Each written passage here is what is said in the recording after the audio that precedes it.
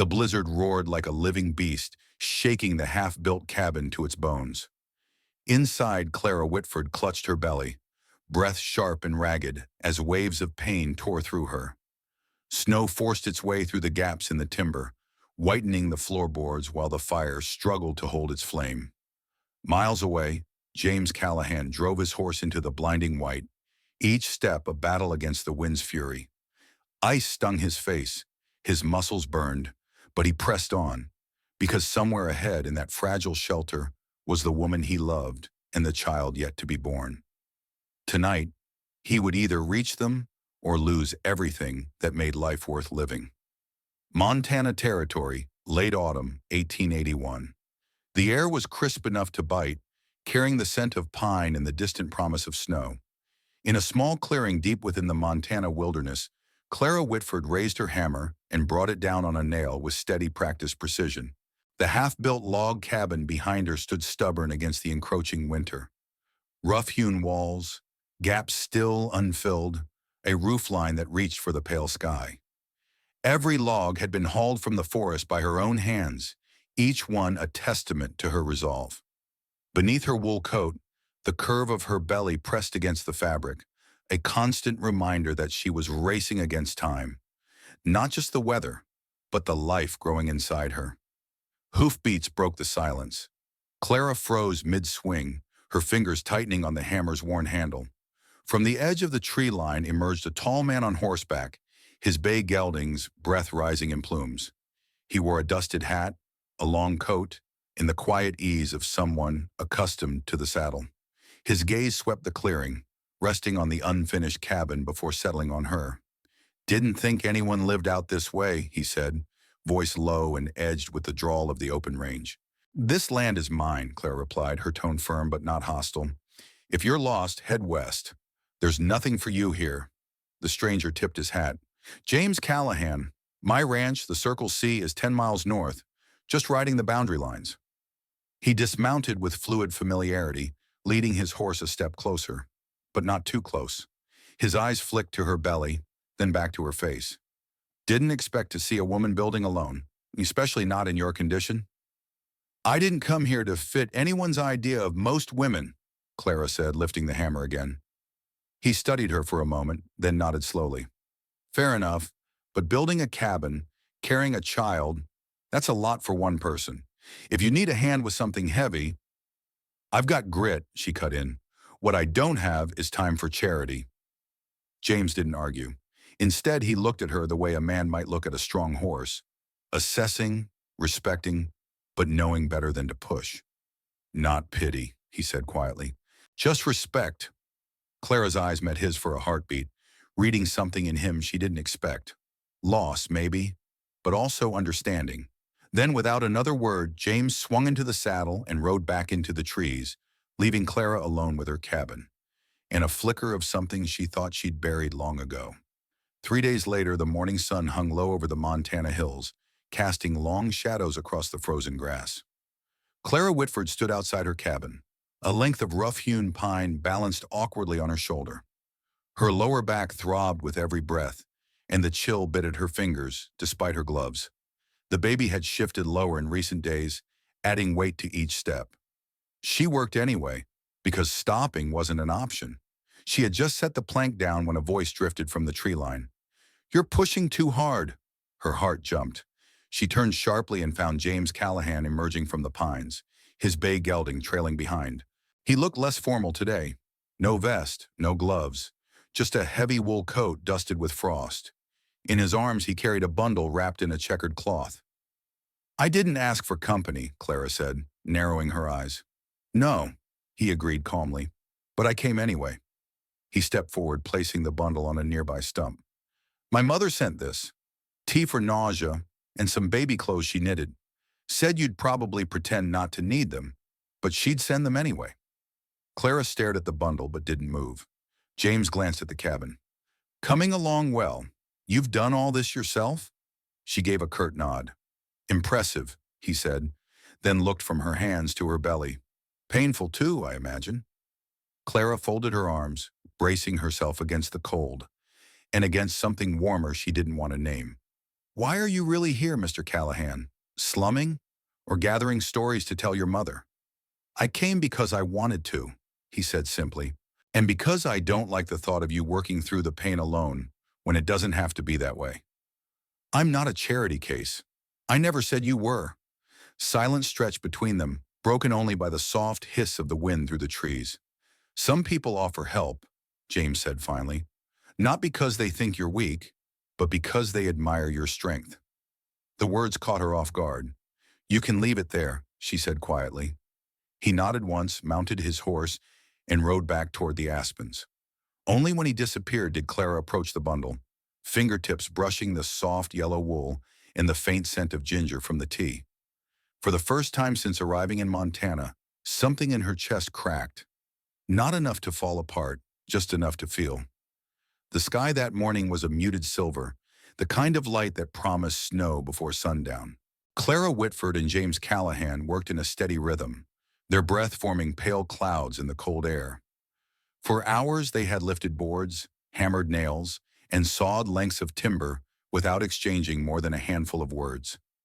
James passed her a canteen, the water icy but refreshing. You're working twice as hard as a man twice your size, he said, wiping sawdust from his sleeves. I had to, Clara replied, eyes fixed on the wall frame. I didn't have the luxury of waiting for someone else to save me.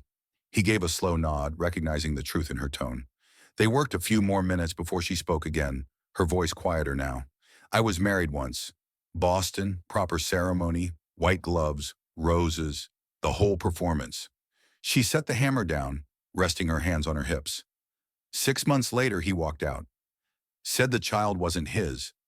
James stopped mid-swing, turning his head toward her. I never told him the truth, Clara continued, her gaze far away. That the dates lined up, that the child was his. Didn't see the point. He left before I could say the words. She exhaled slowly. The divorce papers were never filed. Legally, I'm still his wife. The wind sighed through the trees, carrying the weight of her confession. That's a heavy thing to carry, James said after a long moment. It's not something I lead with. Out here, people already look at me like damaged goods. Being legally married doesn't help. She glanced at him, half defiant, half vulnerable. You haven't asked if I still love him. No, James said softly. I figure if you did, you wouldn't be here. Her throat tightened at that. What about you? You don't seem like the type to ride alone for the peace and quiet. His gaze drifted toward the snowy ridge. Her name was Sarah, my wife. We married young. She loved to race horses, took a gelding too fast one morning, and broke her neck on the East Ridge. Clara's breath caught. I found her myself, James said, voice steady but low. That was 5 winters ago. Since then, I keep to myself. Not because I'm afraid to love again, but because I didn't see the point.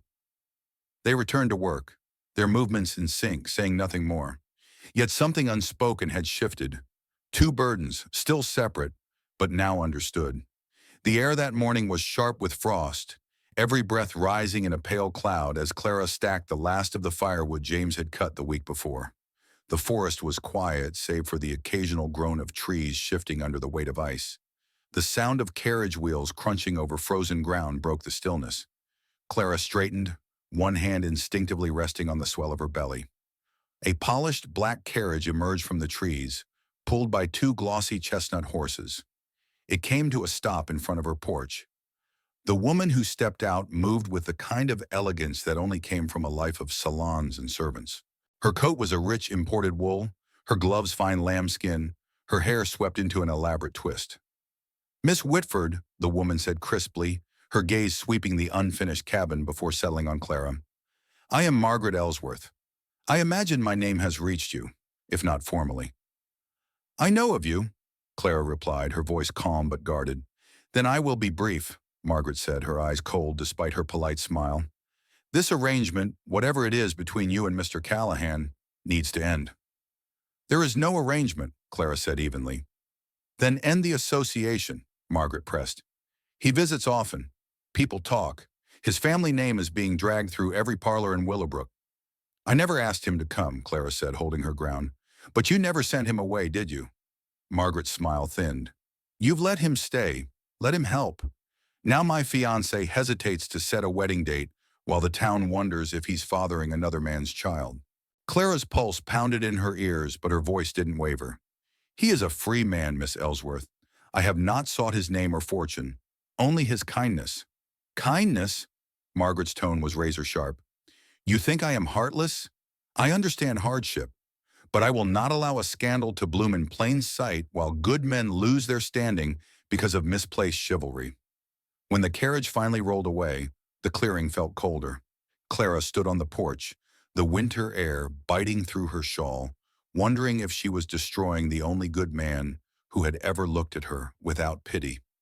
Snow fell in slow, deliberate flakes that morning, each one settling silently on the bare branches outside Clara's cabin. She sat by the fire, hands wrapped around a mug of tea gone cold, Margaret Ellsworth's words still echoing in her mind. Every creak of the wind made her tense, half expecting to hear James's voice. Angry or worse, disappointed. The sound of hoofbeats came first, then a knock at the door. Clara opened it to find James Callahan standing there, snow dusting his coat and hat, his breath rising in the icy air. His expression was set, his eyes resolute. "Clara," he said, stepping inside without hesitation, "I need to talk to you." "You shouldn't be here," she began, but he shook his head. "I should be exactly here." He removed his gloves, the firelight casting gold over his face. "I went home and told my father the engagement is off. I told him I will not marry Margaret Ellsworth, and I will not be shamed into building a life I don't believe in." Clara's breath caught. "James, you can't—" "I'm not telling you this to impress you," he interrupted gently. "I'm telling you because you need to understand. This is not about pity, rebellion, or some fleeting fancy. This is about choosing what's real. You, this place, that child."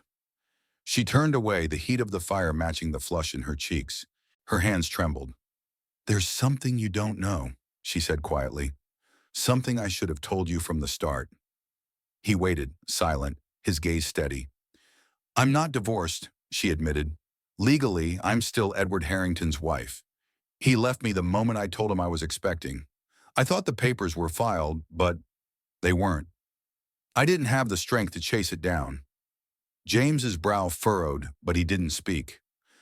"I can't give you a name or a proper future," Clara continued.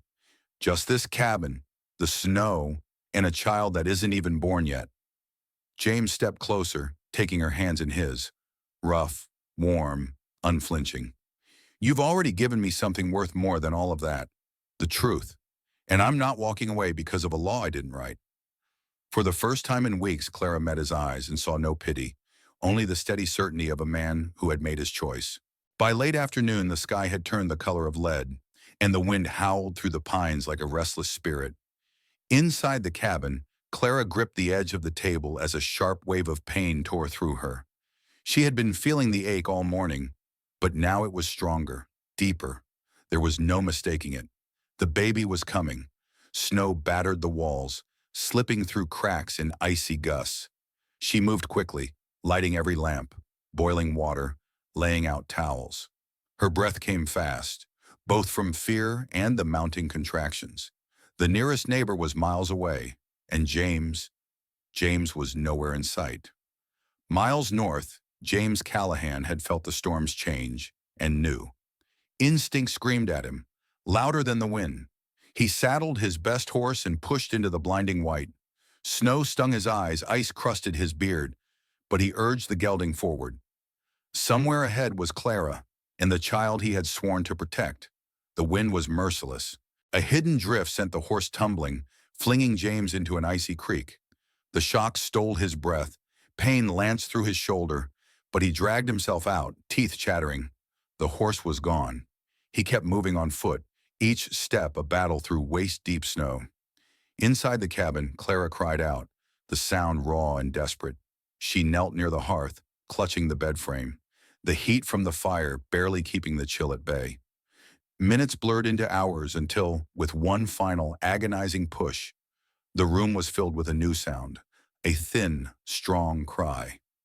She gathered the small, squirming boy into her arms, tears of relief mixing with sweat.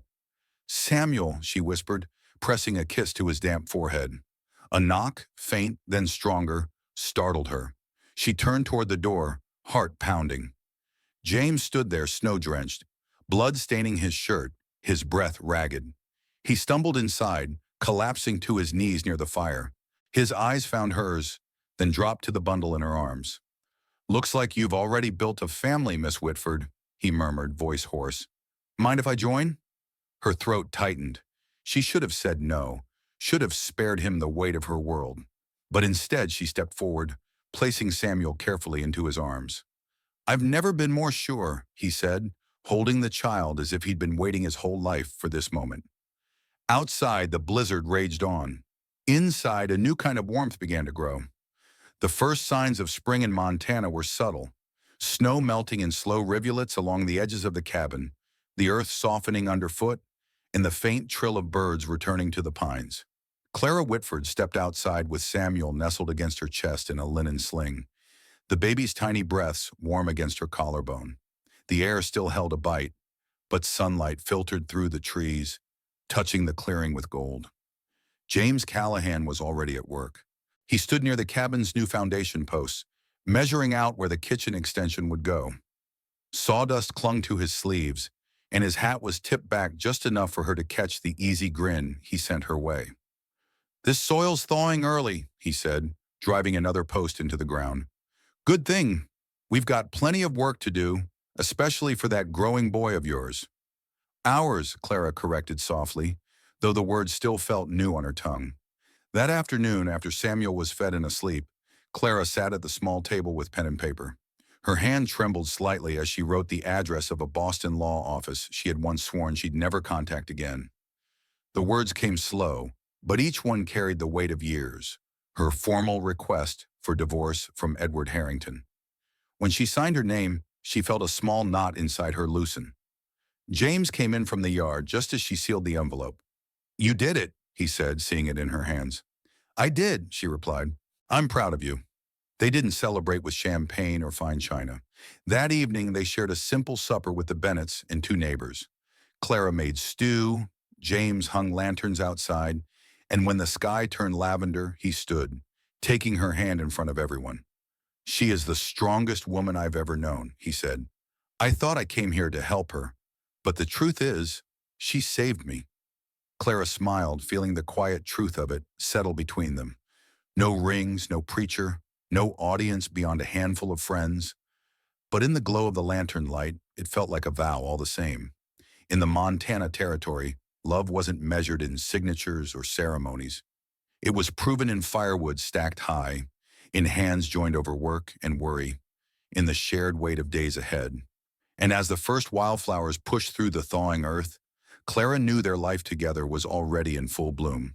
By the time spring reached the Montana territory, the snow had retreated into shaded hollows, and the ground was soft enough to take a post without a fight. Clara Whitford stood on the porch, Samuel nestled against her in a cotton sling, watching James Callahan measure the ground for the new kitchen addition. The rhythmic sound of his hammer echoed through the clearing, mingling with the distant calls of meadowlarks. "This soil's thawed earlier than I expected," James said, setting another beam in place. "Good thing, too. We'll need the extra space for that boy once he starts crawling." Clara smiled faintly. "It's not just for him. I wouldn't mind a place big enough to cook without tripping over you." He chuckled, brushing sawdust from his sleeves. "Guess I'll take that as encouragement." Later that afternoon, after James returned to work outside, Clara sat at the small table inside with pen and paper. The cabin was quiet except for Samuel's soft breaths as he napped in the cradle James had carved during the winter storms. Clara stared at the blank page for a long moment before writing the address of a Boston law office she hadn't thought about in months. The words that followed came slow but sure, her formal request for divorce from Edward Harrington. When she finished, she sealed the envelope, her hand lingering on the wax for a moment. It wasn't joy she felt, not exactly. More like relief, and the lightness of something long carried finally being set down. James came in then, his shirt damp with sweat from the day's work. He noticed the letter immediately. "That it?" he asked. She nodded. "Last piece of the pass. Sent and done." He smiled. Not the easy kind he gave neighbors, but the quiet one meant only for her. "I'm proud of you, Clara." That evening, they shared stew with the Bennetts and a couple of ranch hands passing through. There was no ceremony, no preacher, no rings, just lantern light, laughter, and the steady sense that they belonged. Out here, love wasn't proven in legal papers. It lived in calloused hands that built a roof strong enough to weather any storm, in mornings spent mending fences side by side, and in the quiet certainty that they had chosen each other without needing to say the words. The late afternoon sun stretched long golden beams across the clearing, warming the pine-scented air. Inside the cabin, Clara Whitford sat at the small writing desk James had built for her, a sheet of her father's old blue stationery before her.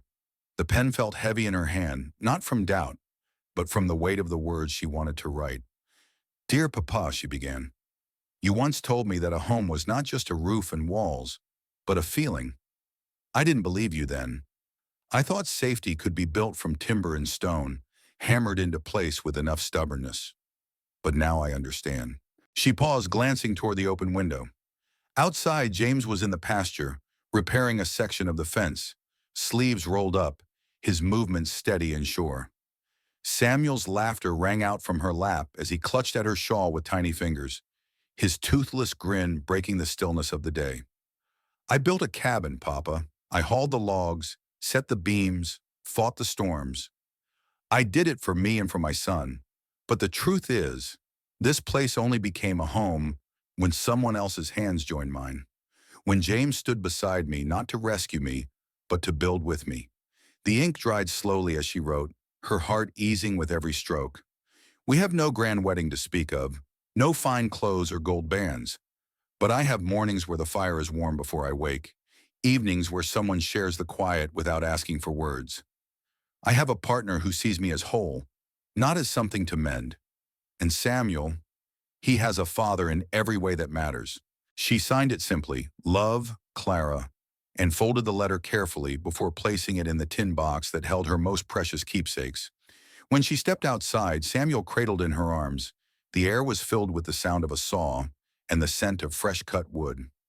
James looked up from the fence, meeting her gaze with the same quiet certainty that had carried them through the long winter. The boy giggled again, and the sound rose into the sky like a promise. In that moment, Clara knew their future wouldn't be measured by the walls they had built, but by the life they would share inside them, one rooted not in timber, but in trust, laughter, and love. And so Clara's story doesn't just belong to the Montana territory of 1881, it belongs to all of us. In her quiet way, she proves something timeless, that a home is not measured by its square footage or the beauty of its walls, but by the people who choose to stand within them. In today's world, especially here in America, many still face storms, though they may come in the form of loss, loneliness, or starting over later in life. Clara reminds us that it's never too late to build again, to welcome someone who chooses you not out of pity, but out of respect and love. Her journey asks us hard questions. Would you give up comfort to follow what feels true? Would you open your door to help, even if it meant facing gossip or judgment? And perhaps most importantly, are we willing to be builders, not just of houses, but of trust and shared purpose? Some might wonder, what happened years later?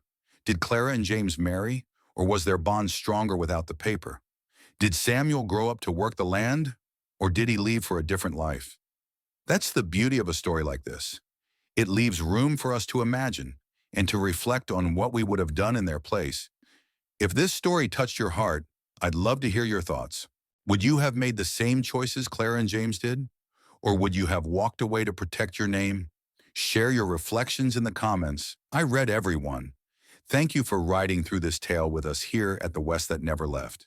If you believe in preserving these stories and the lessons they carry, please like this video, subscribe to the channel, and join us again next week for another journey into the untamed heart of the West.